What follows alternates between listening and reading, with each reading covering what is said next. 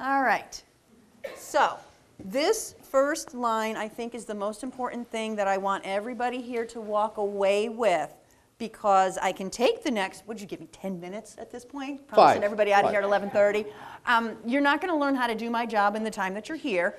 You're going to understand a little bit more about what you have to do, but our goal is to make sure that we can help you through this process when you need it.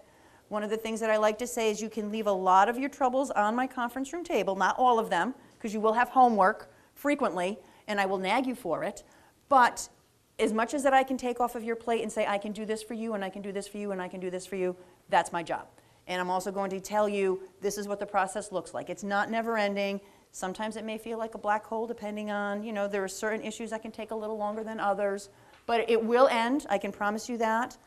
No, I can't, because I still have one that's been pending for about 7 years. If you cooperate with me, it will end. If you decide to pretend that it's not there, you can actually drag it on for way longer than anybody wants to.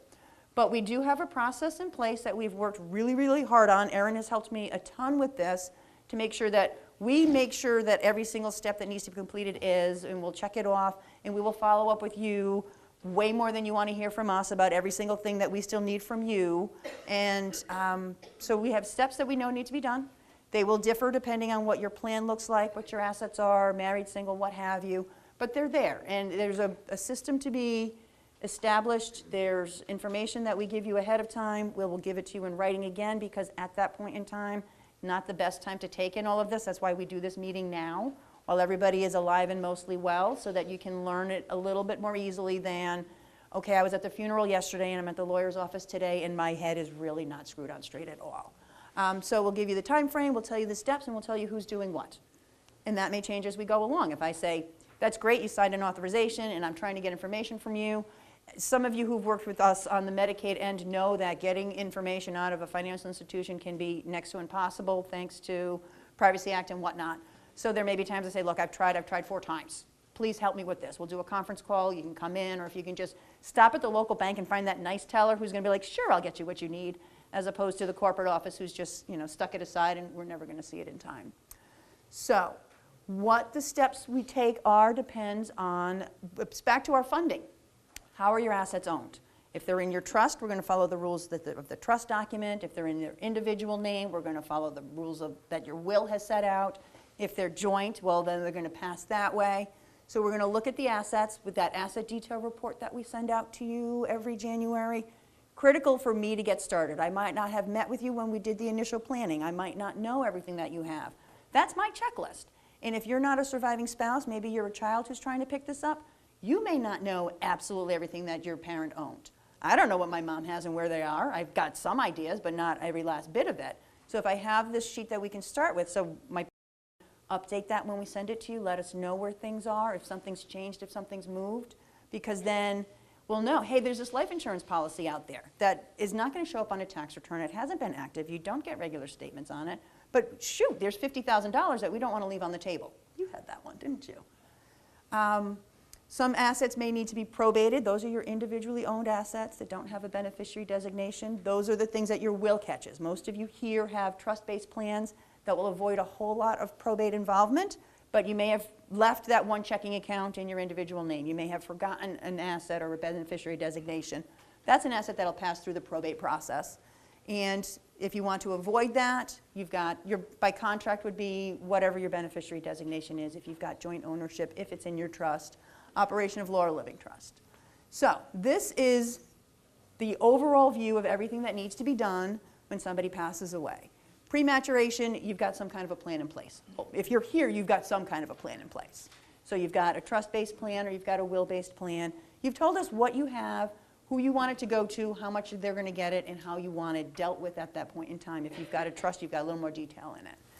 Obtaining authority, so you've passed away, you've got all of these things, who can do something with it? If it's individually owned, it's a probate asset, your executor is going to be in charge of that.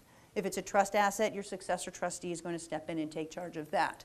Important piece to note here, your successor trustee can step in virtually immediately. We can provide all the documentation that he or she needs to be able to start taking control of trust assets.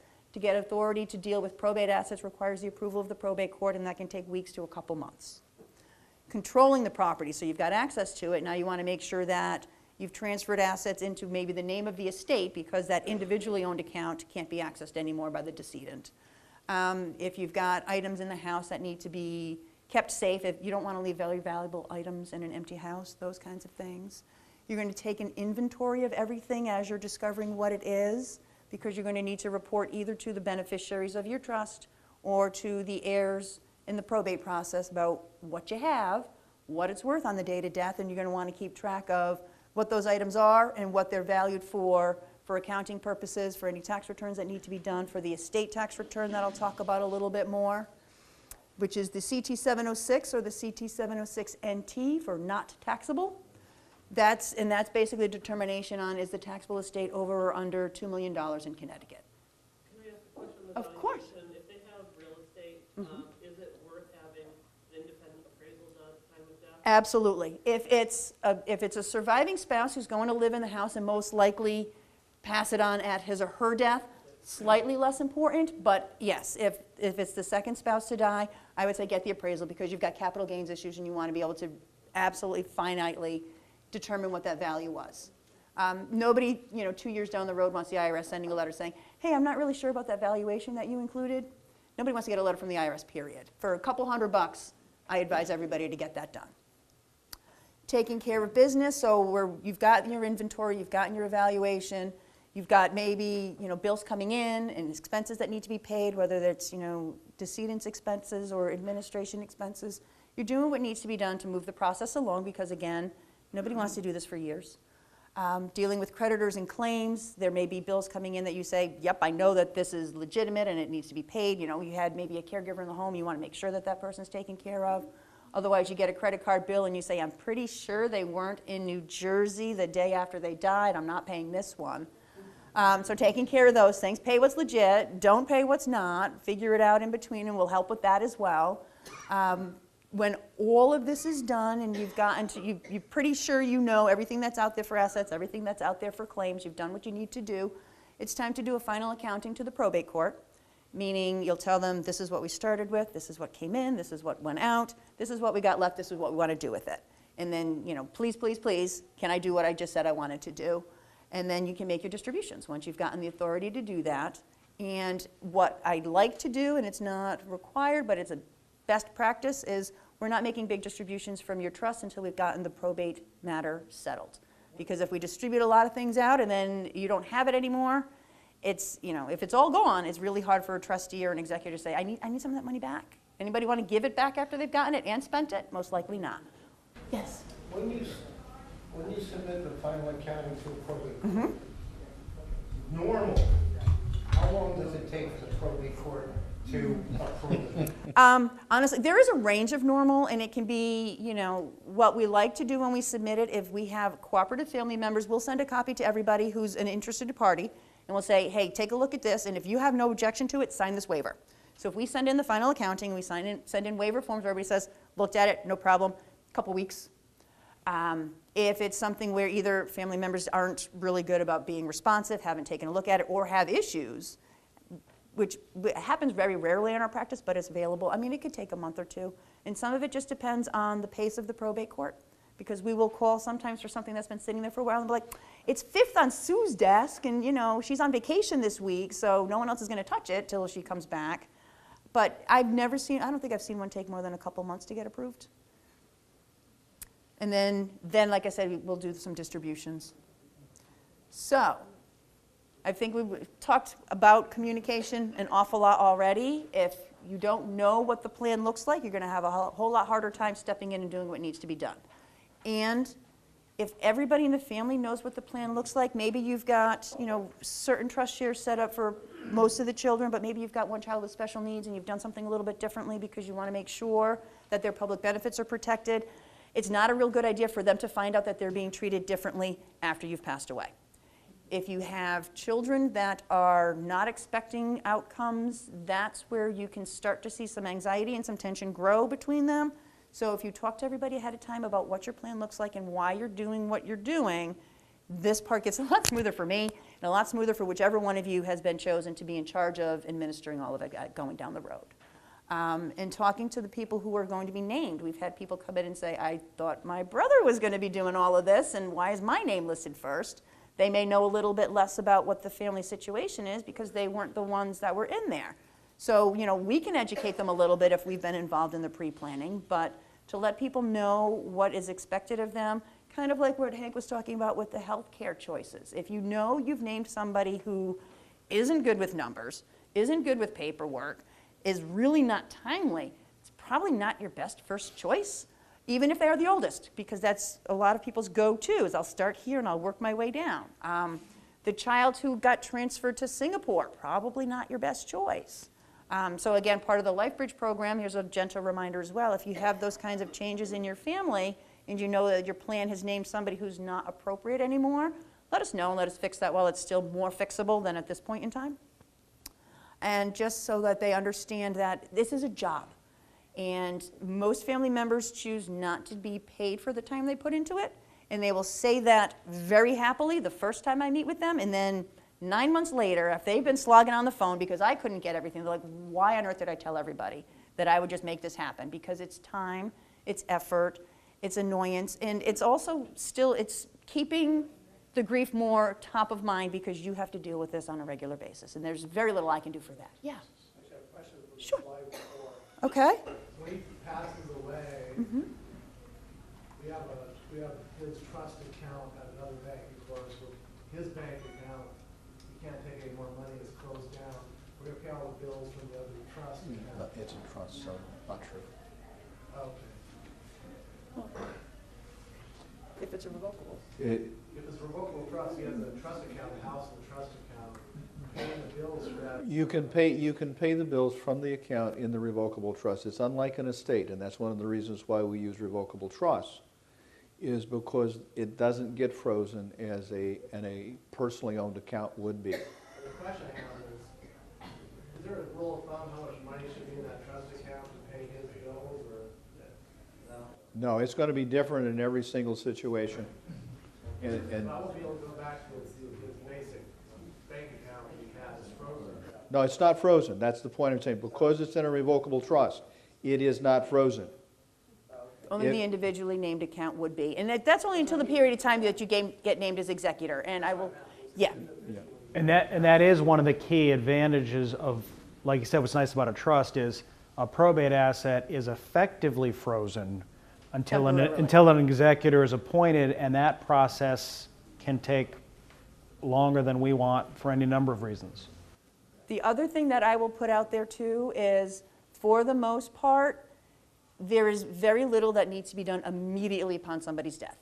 And if you notify creditors, look, so-and-so has passed away, I'm waiting to be appointed executor, put a freeze on the creditor accounts. A lot of times, they'll stop any late payments, they'll stop any interest charges. They understand that you don't have immediate access to those funds. So as much as most people like to say, okay, the bill is here, I want to pay it, you can sit on some of these things for some time and make sure that you're going to have sufficient liquid funds to take care of what needs to be taken care of. So a lot of those phone calls, if somebody's becoming difficult, you tell us about it too, and we'll make those phone calls. And I've even done things like put together a letter that says, there are plenty of assets in this estate. It's going to take a couple weeks to get authority. Your bill's going to get paid. We have it. And then the phone calls to you will stop. Does that help? Yeah. Okay. What is it trying to get authority? What do you mean by getting appointed executive? If the will says that you are the Yes. executive, what needs to happen? You need to submit the will to the probate court along with a couple of forms, and the probate court needs to issue a certificate saying you are hereby appointed as executor. The will itself does not give you the authority to go out and do what you need to do. It needs to be approved by the court because the people who are your natural heirs have an opportunity to contest that will before you just go charging forward. Very rarely happens, but sometimes it does. And then this process doesn't take weeks anymore. Now we're talking months in hearings and litigation, if it comes down to that. So does the power of attorney cease? At death, yes. Yes. There are some small things that you can continue to do, but it's not going to allow you to go access an account anymore. But everybody take a deep breath, okay? Because virtually all of you have revocable trusts or irrevocable trusts that have assets and accounts in them. Those continue to be accessible and usable, and we can get you, if you're the successor trustee, we can typically get you authority within 24 hours. That's a document that we can draft and provide to you as soon as you need it. And that's one of the big reasons why we use trusts. And to make a little plug for the funding department, Make a big plug for the funding department. we can have a beautifully written trust, but if there's a chink in the armor, if there's some account you don't tell us about, if there's an account that we think is squared away and it turns out later the bank screwed up and we didn't know about it, that's a fly in the ointment. So that's part of the reason we deal with all that hassle, is so that when it comes time to state settlement, we can say, we got good news. 95% of everything was in the trust properly. We don't have a liquidity problem. Another thing to understand about the process of getting an executor appointed is, more often than not, I think Rebecca's very good at getting a waiver signed by all the interested parties. But if we don't have that, no matter what we do, it's a several-month process because they have to schedule a hearing. All of these parties, I don't do as much of the state settlement, but when I do, they tend to be sort of a little more atypical oddball cases. And so I've had situations when I have interested parties all over the place, and I don't even know who they are when I start. And so no matter what you do, that is a long, drawn-out process, and it is not within our authority to call up the clerks and say, hurry it up.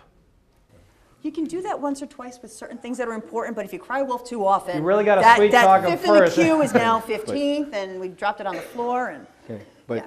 but remember when I so rudely said, take a deep breath? Rebecca also does all of the estate settlement that finds us, and they're not our clients. And it's the bane of her existence. Because because you're in LifeBridge, because we've done our best to know what your assets are, we've done our best to help you make sure they get titled properly. Your estates are not going to see these problems if you've really done what we've asked you to do. Is that a fair statement? that is 95% of the time a fair statement. And that's the best I Because if ever you've done what get. we've asked you to do, that's fine, but I come back to that 5% where the people you've named need to do what we ask you to do now. And sometimes that's a very different thing when mom or dad aren't here anymore supervising the masses. Kids who seem to get along great, not so much sometimes. So communicate. It's the unmet expectations, I think, that really throws a monkey wrench into the works more than anything else. Unless, that or lack of information. So, if you want to talk a little bit more about obtaining authority, you've got to read whatever document controls whatever asset it is you're trying to get authority over. So, what does the will say? Who does the will name as executor? What does the trust say? Who does the trust name as successor trustee? And what can they do with those assets? Even So, we need to read the document. occasionally we do. I may have drafted it years ago and not committed it all to memory because this is a sieve. This is why Remember pen what and we did paper were yesterday. invented. So the best way to make sure that as fiduciary you're not putting yourself personally on the line for any missteps, to read, and I honestly, none of you are going to read the 110 pages of your trust, I get that, but I will. And I will point you to the relevant parts if there are any questions, concerns, issues, so that you want to know what you can do. I'm not going to make you read all the boilerplate. I can translate that for you. But one of us should be reading the document and then doing what it says. And there are exceptions to exceptions, and there are ways to get to where you want to be if there are changes that have happened that the planning did not quite keep up with. But we're going to make sure we dot our I's and we cross our T's, because at the end of the day, if I'm representing you as a fiduciary, my job is to make sure that you are protected and you've done everything you're supposed to, and I will make that clear to the rest of the family as need be. So again, that affidavit of successor trustee for obtaining authority to act as a successor trustee is a document that we draft in the office. You can go forth. If you are in the bank and they're not understanding what you're trying to do, you call up, you tell them, tell whoever's answering the phone, I need to talk to Rebecca. I'm sitting in the bank right now and they're not understanding what I'm trying to do. And if I am not in a client meeting, I will take that call and I will talk through whomever you're dealing with to find out, how can we fix this? What do you need to know? What do you need from me? I will send you what you need, and hopefully you'll walk out the door with what you need. And if it's something that needs some follow-up, I've done that as well. If the legal department's not quite understanding what we're trying to do, we'll get you where you need to be. So raise your hand and ask for help at that point in time. For probate, we'll file the will, the forms that we need to make sure we get the executor appointed. If we don't have waivers, and they're not, and we know that they're not forthcoming, the court will set a hearing date. There is a streamlined process where they'll say, hey, unless we hear from you by this date, then we're going to set a hearing. That's also kind of nice for those who are not really truly objecting to what's going on, but are just also not really responsive about signing and sending things back. Because the court would rather not have a hearing too. They don't want to see us in there unless we need their attention. So then you'll get a date. Eventually your certificate will come out, and then you can take that probate certificate to wherever you need to go and say, see me, executor. You want a death certificate with it. You might want a tax ID number for your estate, and then you can start retitling any of those individually owned assets into an account that you're the signatory over, and you've got full authority to deal with those funds at that point in time. And it's one place to consolidate everything, because when we get to that final accounting part, you don't want to be giving me 5 checkbook ledgers and, oh, and then I paid this from my account, and then I paid this from my sister's account. The more you can centralize those things, you can hold off on doing what doesn't need to be done immediately. Centralize the accounting so that you know what came in and what went out. And I'm not calling you saying, I'm off by like $537. Where'd that go? You don't want to hear that from me either. But I will ask, because I will have done the math. So you get those probate certificates. If you've got a car, you've got something you can go to DMV with to change title. If you've got it sitting in the driveway and you really just want to get rid of it, you want that authority to be able to do what you need to do. So you're not continuing to insure things that you don't even need. And then if you've got real estate out of state, you may need an ancillary probate. So we get you appointed here, and then you can do what you need to do with, you know, the beach house, the condo in Florida, what have you. One brief comment about that, you don't want an ancillary probate. They're expensive, they're cumbersome. We've got some fancy planning tricks. We can help work with you to figure out how to avoid that, because when you have it, it's awful. Says the guy who has handled most of the ancillary probate matters. Okay. Rebecca out there in the middle. Oh, yep. Can you go back one slide? I certainly can. It says over there that file will and application for executor appointment. Mm-hmm. I thought I heard you say previously that you don't keep the wills on file. You'll bring me the original will. Okay. Yep. We always keep a copy, but we can't But the file original, a that copy. big We green can't file a binder, copy. it will have either a tab that has a very, very lengthy will in it. That will be your original, and you'll know it because we make you sign in blue, and we're very, very particular about our pens. You may have seen that. Or it'll have an envelope clipped with a big binder clip on the inside. That'll say last will and testament. Or option 3, somebody's put it in a safe deposit box. We have put in there a page, I don't know that I've ever seen anybody fill this out, that says, I put my will in this very safe place, and you can fill it in. Tell somebody where it might be. If you have like a fire safe, maybe make sure somebody has a combination to that so they can get into it. If you have a safe deposit box, don't even get me started on the safe deposit boxes that have a penny, a rubber band, and nothing else in them.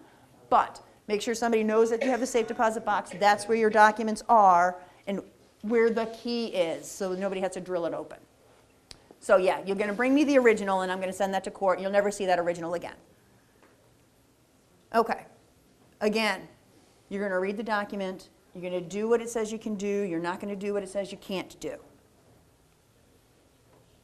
We're going to make, there's nothing in our trust that will violate the law, obviously, but we'll make sure that if there are any changes, if there are tax issues that we need to make sure that we're compliant with, if there are ways that we can get around that, we will work on that. Oh, I went too fast. You might have that one sibling that you just don't care for, really wish he or she would kind of pull their own weight, they're not helping clean out the house, doesn't matter. You've got to take those feelings and set those aside and say, Mom or Dad said we were all going to be treated equally, we're all going to be treated equally. Equal and fair are 2 different things, but you're going to do for them as the plan intends, not what you would have done had it been your choice in the first place, because it wasn't. And if you really want to slow the process down, start nickel and diming somebody. That'll do it all day long.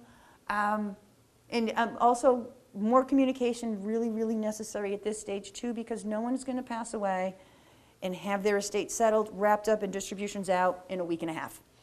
It's not going to happen. I don't care how well you funded your trust. I am never going to say, go ahead, spend it all. I'm sure there won't be a single medical bill that'll come in that money to pay, or a credit card that nobody knew about. So letting beneficiaries know this is what the time frame looks like. Because I've told you, you've come in my office, we've had a very long discussion about it. I've sent you a 5-page letter that explains what the whole process looks like, because I know you're not going to hear 100% of what I told you. But letting the other beneficiaries know, keeping them in the loop, if I can talk to them, I will. If you want them to call me directly, if you want to be an intermediary, I'm fine with that too. But to be upfront and say, this could take 6 to 12 months, and we can do this much by then, and we can do this much by then. It's when people don't know what's going on and they start wondering, where's my money? Why haven't I seen it yet? My neighbor next door said that they got their money within 6 weeks. A, I don't know that that's always true, and B, it's probably not best practices either way, but just letting people know what's coming up so that they're not surprised. Complying with tax requirements, that means we're making sure that we are getting a final individual income tax return filed for the decedent. It means we're filing any tax returns that need to be filed for income received by the estate or income received by the trust, and the estate tax return, which is asset-based. So that's 1, 2, 3, up to 4 tax returns we're talking about. How do you file a final tax return if they passed away in February? The forms for that year aren't even available yet. You'll file it the same due date. So if they passed away in February, you will file for those 2 months by April of the following year. But don't you need that final tax return to settle the estate?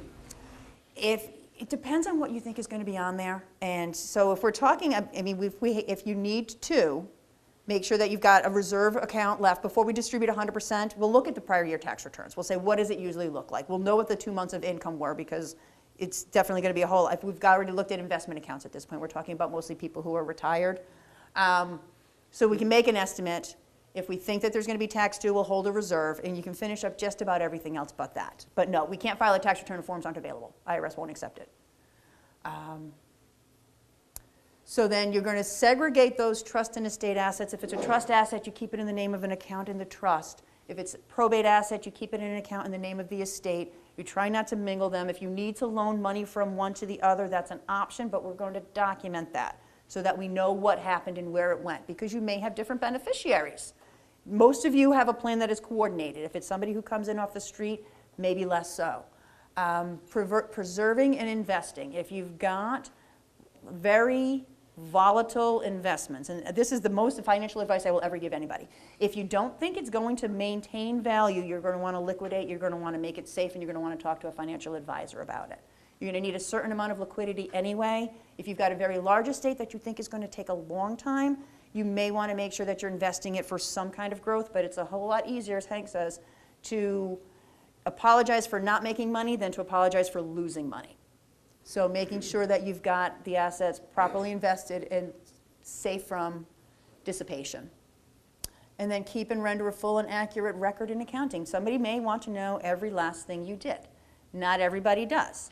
But some people will say, you know, I'd like to take a look at that. You know, we started with, everybody will fixate on what you had when you started with absolutely no concept of what it costs to administer estates.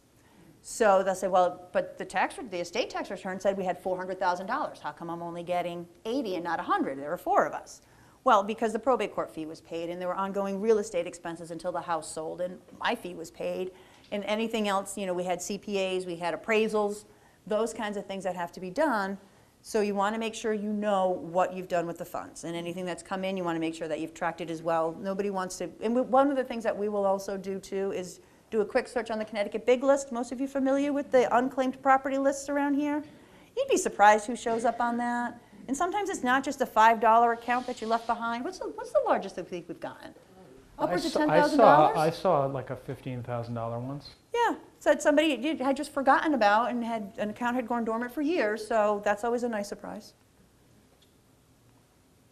And then taking possession of property, if you've got jewelry, if you've got artwork, if you've got really, you know, critically important pieces, you want to make sure that they're in a safe place somewhere. Changing locks on the house, but if you've got surviving spouses passed away, the house is now empty. You're going to want to make sure that you update the insurance on that as well, because you may have issues with an unoccupied house, and we'll talk to you about that. And are the assets invested appropriately? So, for your trust assets, we have no probate court involvement unless the beneficiary raises some kind of a claim of impropriety and brings in action. So you don't have a formal inventory that needs to be filed. Those assets show up on that estate tax return that we talked about, nowhere else in probate court. And that estate tax return is not public like all of the other probate court filings are, just so you know that. But the trustee needs to know what assets are owned, and quite frankly, the beneficiaries if somebody's asking you questions about what you did, you want to be able to answer those questions. You want to be able to answer them honestly and truthfully. So for probate, you will file the will. You will file an inventory that is a list of all of the probate assets and what they're worth. And then as you discover things as we go along, like, oh, hey, look, a life insurance policy, or I might look through a tax return and say, you've got dividends coming from somewhere. Oh, there's an old stock certificate that somebody might have forgotten about that was paying dividends out. Again, when the kids are trying to handle this for the parents, not everybody knows absolutely everything that mom or dad ever owned. So we'll do some investigating, and then as we find things out, we let the probate court know about them. And then for personal property, as far as itemizing and valuing, room by room listing is an ideal. It would be fabulous. Most of you are not going to do that, and that's fine. But what I'm going to ask you to do is take a real close look at what's in the house, and any individual item that you might think is worth more than $500, tell me about it. And we may want to get an appraisal for that. If you've got nice jewelry, if you know you've got artwork, you've got collectibles that are worth something, we're going to need to justify that value. Other than that, I'm just going to head back for a second. For the most part, the personal property, your executor and the family members deal with largely on their own unless there's a problem. If you've got a will or a trust that says, I want to distribute all of my property equally, but nobody really wants it, and everybody wants to give it away to Goodwill or whatnot, if everybody's in agreement on what needs to happen, that's what happens. That's not a problem. Yeah, Alvin. What about digital assets, an account online only, no paper statements? It depends on what kind of account it is, and we haven't done a whole lot of that. I know Jeff, I think at one point in time, looked into a whole lot of like frequent flyer miles and how transferable they are. So a lot of it depends. So are you talking about those kinds of assets, like your Audible records or whatnot? Or are you talking about accounts that you only know about because they're online? You only know about it. I think the short of it is a couple years ago, hardly anyone was thinking about it. Now we've reached the point where they're starting to think about it, but there aren't really a lot of laws on it. But finding them So what you're would gonna- be the tax return deep dive that I do. If it's interest bearing, if it's large enough to be earning any kind of interest, we'll know that it's there. For all of you in this room, it's that asset detail report. Tell us what you own. And then for some of it too, we check the big list at the beginning of a file. We'll check it at the end of a file. That's at least a year later. We might catch something that's gone dormant if there's been absolutely no activity on it. That's really the be all and end all. But you also have options for everybody in this room to let people know about your passwords in your online accounts, and we can store those on Secure Docs. So you've got a portal where you can put those things and say, I've got this account, this is my login, this is my password, because they make you change it every 90 days, make sure that stays up to date too, or what have you. But it all comes down to communicating with us and with your family members about what you have and where it's at. Does that help? Okay. So when we're doing our inventory for bank accounts, we're going to make sure that we get a statement that verifies exactly how it's titled, because what you think might not always be the case, what the value is as of date of death, so we can file that estate tax return, but any interest that's accrued, we're going to want to know about. Are there any loans on it? We're going to want to know that. Do you have a safe deposit box? There may or may not be anything of value in there, but we don't know what we don't know until we get into it. And then credit union, sometimes there's, whether it's accidental death and dismemberment insurance that never pays out, or there's actually something legitimately there, we'll find out. So we're still diving deep to find out what you have and where is it. And brokerage accounts, date of death values, sometimes we'll get a really good statement from them. There are IRS laws we need to comply with how we get those values. If the statement we get from the brokerage firm is not sufficient, we'll calculate those. Right, Aaron? Yeah, your favorite. Filing any change of ownership forms if need be, and if we need to give them any certificate of authority about who the successor trustee is, it's still in trust, what have you. When we get new tax ID numbers for a lot of these accounts, we'll let them know it's got to be retitled this way, it's got to be repapered this way, so that when you're doing the ongoing income tax returns, that you won't always get it done as immediately upon date of death, but at least we'll be able to start distinguishing for your 1099s and whatnot, what goes on a final personal, what starts going on your trust return. So an IRA account, any retirement account, we're going to want to know who the beneficiaries are. Again, we're going to want to make sure we get a date of death value, and we'll get the claim forms and work with you on who this goes to. We'll talk a little bit about if you've got a list of beneficiaries, maybe the top one that's named is not the best choice tax purposes wise, so we'll talk about any possible disclaimers we might want to file to get it to the best beneficiary for the family situation at this time. There may be pensions that are payable over to a surviving spouse and or have cash value. When we ask about assets, not everybody thinks about these income pieces, but we'll ask you probably a couple times.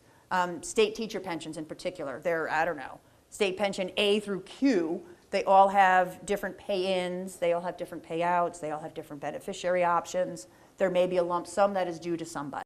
There may be an ongoing income stream that's going to be payable to somebody. And even if it converts from husband has passed away and wife now is receiving that benefit for her lifetime, I need to know about that because that is considered a transfer of an asset, a retirement account, that I need to report on the estate tax return. So I need to figure out the lifetime value of that ongoing income stream. So most likely it's that letter that you get says, this pension bill is now payable at this amount per month to you as spouse for your lifetime.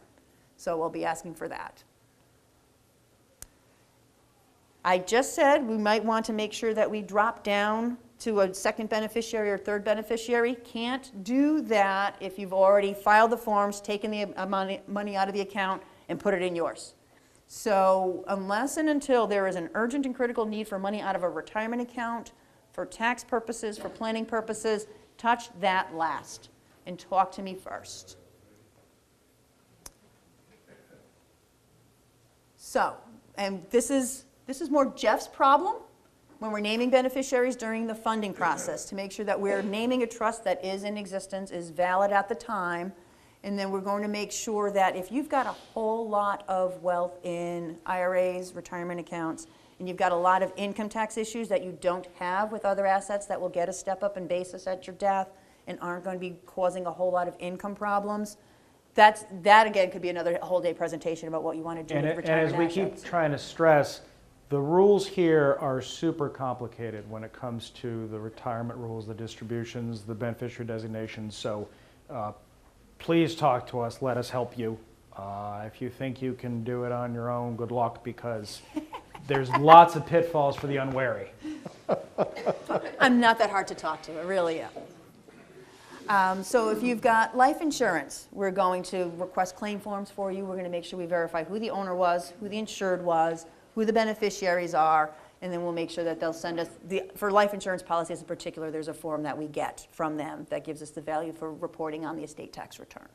This is a good source of liquid cash if you need it quickly for the most part, because these turn around a whole lot faster than a lot of other things. A lot of life insurance companies realize that this may be how you plan on paying for the funeral, for example, and or it's an immediate source of cash for a surviving spouse that might not have a whole lot of assets otherwise. So those I would say we don't hesitate on those. Let's get them filed, let's get the cash out, and then you can start worrying about what needs to be done next. So all assets need to be valued as of date of death, and that means anything you had any kind of ownership interest in. That means in your individual name. That means your retirement accounts with the beneficiary designation. That means the assets in your revocable trust. It may mean the assets in your irrevocable trust, depending on the terms of your trust. It means that pension that is now payable to somebody else because of your death. And some of it is easy. Some of it is not so easy. If you have a business interest, we're going to talk about appraisals. If we've got those high value items that are unique, we're going to talk about appraisals. Cars, like you see, less so. Coins, where there's a book and you can look up and, depending on condition. If it's relatively easy and it's a chart you can follow, fine. If it's something that really requires a little bit of expertise, we're going to ask you to find somebody. We'll help you find somebody to the extent we know. But if you've got a whole lot more knowledge about art than I do, I'm going to expect you to find somebody who can do that. And we'll just keep in touch on those kinds of things. And understand one thing about these appraisals is sometimes people say, $400, I don't want to pay for it. There are many ways in which it really is valuable, whether it's establishing basis. A good appraiser can get you an appraisal that works towards your planning goal. Sometimes we would like a high appraisal, sometimes we like a low appraisal, and the good ones know how to walk you towards where you want to go, if you know what I mean. So don't think of it as just a sunk cost. It is really beneficial to do it right. The flip side of that, if you're settling the estate for mom or dad and they've already downsized, they've given away a whole lot, they've had the same furniture in the family for, 50 years, it wasn't that great. I will tell you, yard sale value. Tell me everything in the house. I'm not going to make you inventory the $5 dishes. And give me a ballpark, and that's usually fine. So that kind of goes both ways, depending on what you have and what you think it would be worth. Not replacement costs. We're not actually refurnishing your home, and we'll take it from there. So making sure that you've got liquidity for the bills that are coming in, the expenses that you know you're going to have, the tax returns, any tax that might be due. We will help you get the tax ID numbers that you need so that you can open the accounts as you need them, so that you get the income reported properly as it's coming in. And the checking accounts, if it was in the name of the trust name stays the same, but the signatory changes. If it was the individual account, that's where we've now deposited all of that collectively into that estate account that we talked about. And then planning ahead, if you know that you've tied up a lot of it while you're here right now, and you know you've tied up a whole lot, if you want to make things just a little bit easier for your beneficiaries when you pass away, you might want to make sure there's at least some cash somewhere or a prepaid funeral or what have you. Yeah. Is there any advantage or disadvantage if your loan have a second name on personal accounts, checking accounts? If you put a second name on it, you've basically said, all this planning that I did, boom, out the window. Okay. So, there's an advantage if you have no other plan and you want to minimize probate court involvement, that account will go to whoever you've named on it.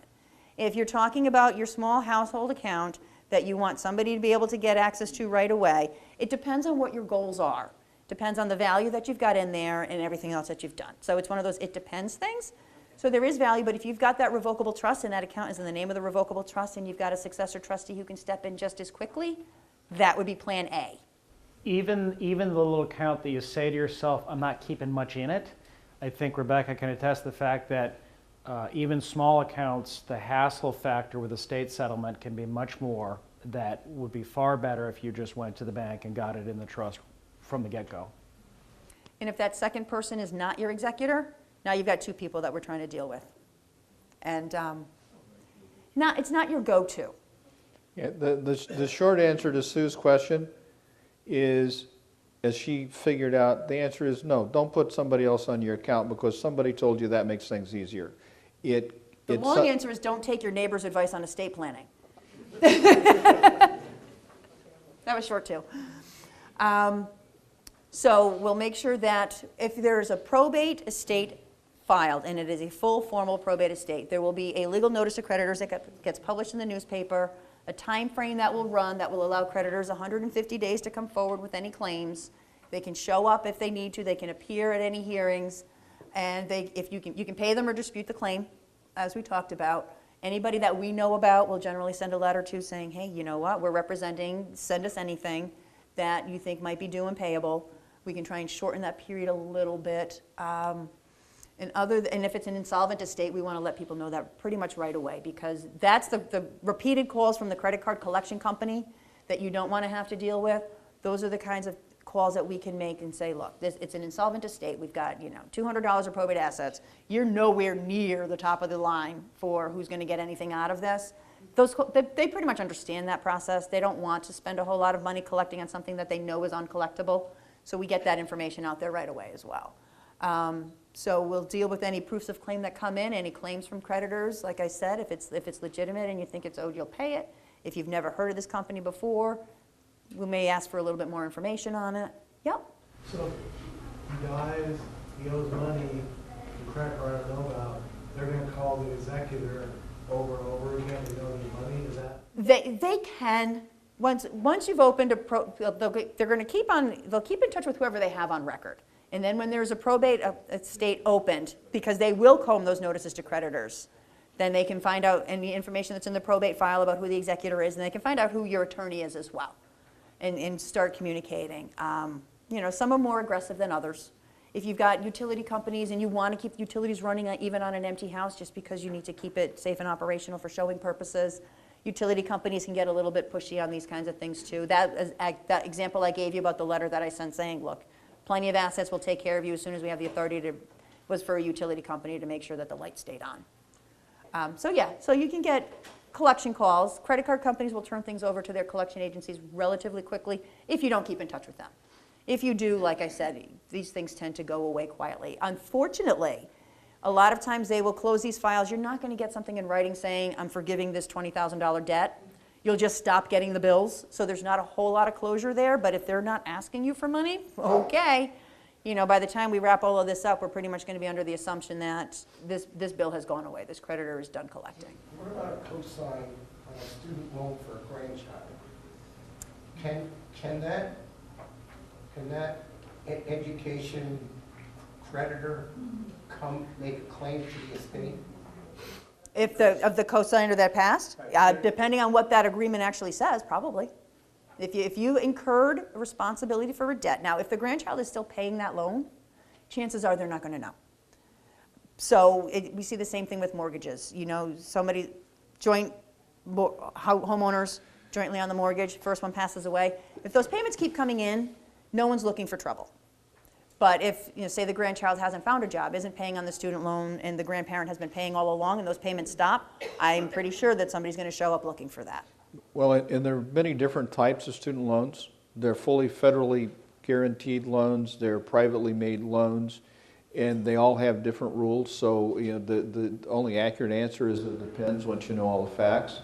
In some cases, the loan will be forgiven entirely in some circumstances. So we'll read the document. Yeah, because I have a kid in college, I know all this stuff. They're pushing these Parent Plus loans right now through the colleges, which is just the parents.